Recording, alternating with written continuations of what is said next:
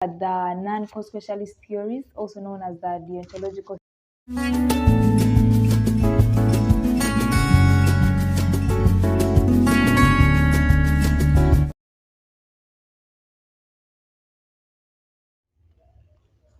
So welcome back to my channel. My name is Hannah. Thank you for subscribing and watching my videos. So today we are going to look at the non-consequentialist theories, also known as the deontological theories. This is the other branch of the traditional theories, if you've watched my previous videos. If you haven't, please check them out and so that we can move together. So under these videos, we have the under these theories, we have the Kantian theory. An action is morally right if it is in accord with some list of duties and obligations. This is according to the Kantian theory. An action can only be morally right if it follows a certain list of duties and obligations. Kant holds that our moral duties are driven by categorical imperatives. The rules are categorical as they are universally applicable to every person in every situation, regardless of one's personal goals. So this theory is unlike the Kantian theory, unlike the egoism theory, is not self-reliant. It is not selfish. So regardless of your personal goal, you're supposed to follow the various rules that have been set up universally, and you're supposed to apply them. They're applicable to every person and in every situation you're in, regardless of your personal goals. So your moral duties are going to be driven by those categorical imperatives. To decide whether your action is morally right, it should follow the list of duties and obligations. So we're going to look at categorical imperative. Under this, we have the universal moral law. Unethical law can be universal if everybody wishes to follow it equally. So that means it is like global, or it is being used by everyone, that is being universal. Then if an action is morally right or wrong, it is similar for everyone. If everybody knows that stealing is bad, so it is similar to everyone, so that law is actually universal, because everybody everywhere in every country knows that, you know what, you're not supposed to steal, you're not supposed to kill, and all that and all that. Then we have treat people as ends, treating others and own self as ends.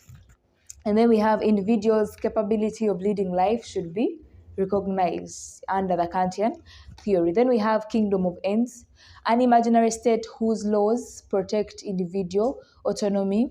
And then morality is not just a matter of individual conduct, but also the foundation of society. So generally, the Kantian theory is not selfish. It looks at the greater good, and it is basically looking at a universal thing, a certain rule being applied universally, being applied by everybody. We are going to continue and go to still the Kantian theory. We'll look at the relevancies and applicability, then the criticisms. So under the relevancies, we have reminder of duties and obligations. It reminds people of their duties and obligations. Say you're at work and you're supposed to wake up every morning and open the door. That is your obligation and your duty at the same time. So if you do not do that, you're not following that duty, and your actions are not going to be considered morally right as long as they are out of line with your duties and obligations. And it supports universal behavioral and universal behavioral actions. Then work duties are accomplished on time. Yes. So we shall look at the criticisms. Kant denied the role of sympathy as a legitimate motive behind one's conduct. You cannot act on impulse just because you're sympathizing with somebody, yet it is not in line with your obligations and duties. So he denied the role of sympathy as a legitimate motive behind one's conduct. You cannot act just because you're sympathizing with somebody. What if it's a thief and you're sympathizing with them because they're going to be killed if they keep running away from the police? So you decide to hide them in your house. That is not okay. So the other point is Kant assumes that all human beings know their duties and obligations. So he doesn't really look at the fact that somebody would be living out there and they're not sure of their obligations. So he assumes that all humans know their duties and obligations. There is no clear guidance. This is the next point. No clear guidance in assessing moral conduct. The next actions are right in proportion as they tend to promote happiness, and they are wrong as they tend to produce the reverse of happiness. So they are measuring the actions in terms of happiness. If it promotes happiness, it is right. If it doesn't, it is wrong. So that is the Kant theory.